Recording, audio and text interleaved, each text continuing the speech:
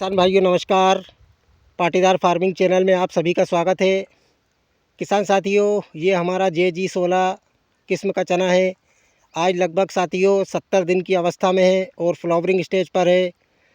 किसान साथियों, इसमें हमने अभी तक एक स्प्रे किया था, आज हमने इसमें दूसरा स्प्रे किया है। मुझे कहीं कहीं पर इल्लियों का अटैक दिखाई दे रहा था, तो साथियों इसमें हमने आज दूसरा स्प्रे किया है। पहले स्प्रे में साथियों हमने इसमें 1261 धनजाइम गोल्ड और प्रोफोनफास तीनों का कॉम्बिनेशन बनाकर स्प्रे किया था। रिज़ल्ट बहुत ही शानदार मिला है। आप देख सकते हैं कंडीशन चने की बहुत ही ज़बरदस्त फुटाव है साथियों चने में। साथियों जितनी कम बीज दर अगर हम रखते हैं चने की फसल में, उतना ही ज़्यादा चना ब्रांचिंग लेता है।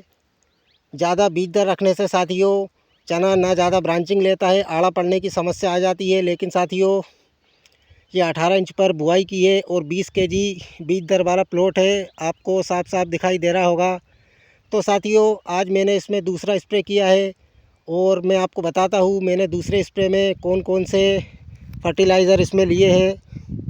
तो किसान भाइयों आप मोबाइल स्क्रीन पर देख सकते हैं, मैंने साथियों इसमें महाधन का फ्लोवरिंग स्पेशल लिया है। साथियों 100% वाटर सोल्यूबल है। साथियों फूलों के लिए सबसे बेस्ट मुझे वाटर सोल्यूबल फर्टिलाइज़र यही लगता है। साथियों 1 केजी प्रति एकड़ के हिसाब से इसको 200 लीटर पानी में स्प्रे करने से बहुत ही शानदार तरीके से फूल सेट होते हैं।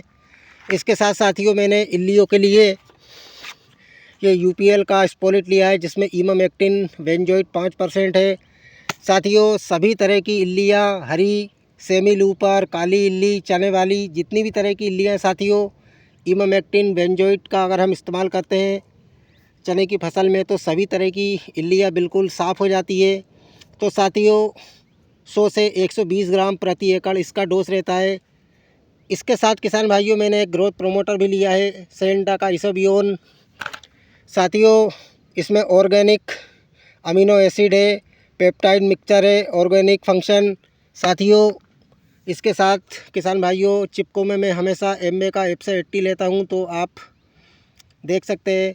किसान भाइयों चने में समय पर अगर हम स्प्रे करें, आप देख सकते हैं ये पहला स्प्रे हमने किया था, उसके बाद चने में कितनी शानदार तरीके से फुटाव हुआ था।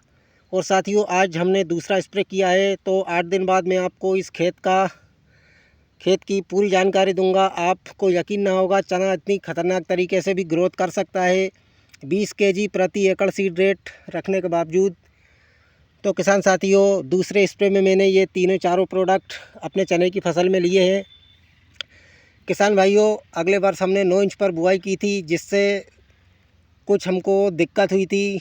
चने में ब्रांचिंग बहुत ही कम हुई थी और ऊपर ही ऊपर किसान भाइयों फल लगा था। लेकिन इस बार साथियों नीचे से ऊपर तक फूल आए हुए हैं और चने की बढ़त भी चालू है, फूलों का आना भी शुरू हो चुका है लगभग। तो साथियों जितनी कम बीज दर अगर हम रखें, कोई सी भी फसल हो, चाहे गेहूं हो, चना हो, सोयाबीन हो, हमको परिणाम हमेशा अच्छे ही मिलते हैं। तो किसान भाइयों अगर आपने अभी तक चने की फसल में स्प्रे ना किया हो तो आप स्प्रे करें, क्योंकि साथियों फूलों की अवस्था है, अगर इल्लियाँ तेज़ लग गई तो साथियों हमारे फूलों को खा जाएंगी, जिससे हमारा उत्पादन कम होगा। तो किसान भाइयों आज मैंने 70 दिन की अवस्था में चने की फसल में दूसरा स्प्रे किया है। अब 8 दिन बाद मैं आपको जो भी मैंने स्प्रे किया है उसका रिज़ल्ट दिखाऊंगा, कैसे फल लगा है, इल्लियों का प्रकोप है या नहीं, फंगस का अटैक है या नहीं। और साथियों आपको मैं एक बात और बता दूं, जब भी आपकी फसल फूलों पर हो, चाहे सोयाबीन हो, चना हो और कोई सी भी फसल हो, तो आप थोड़ा सा फंगिसाइड देने से बचें। तो साथियों मैंने अभी फंजीसाइड इसमें नहीं दिया है। अब फ्लोवरिंग जब ख़त्म हो जाएगी इसके बाद साथियों मैं तीसरा स्प्रे करूंगा, उसमें फंजीसाइड का स्प्रे भी एक ज़रूर करूंगा। तो साथियों अगर आपकी चने की फसल भी फूलों पर है तो आप समय पर इल्लियों के लिए दवाइयों का स्प्रे करें। अगर फंगस है साथियों तो आप फंगिसाइड का स्प्रे करें और अपनी फसल को सभी तरह के कीटों से बचाएं। धन्यवाद।